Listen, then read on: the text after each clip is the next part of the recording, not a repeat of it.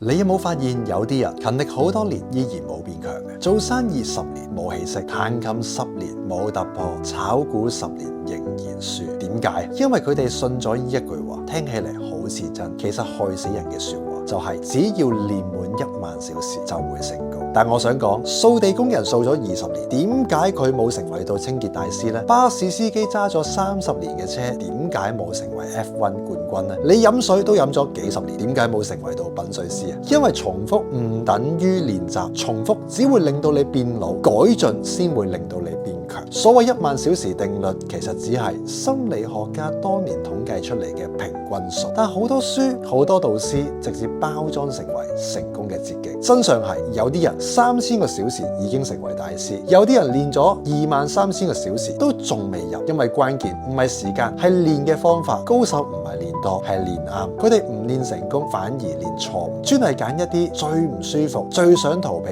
最容易錯嘅地方，重複拆解、反復修正。真正嘅練習係以錯誤為中心，所以唔好再問自己我夠唔夠努力啊，要問我有冇喺學習圈裏邊刻意練習。最後，我為呢個內容準備咗一條深入講解版嘅影片，留言刻意練習，我會將呢個內容送俾你。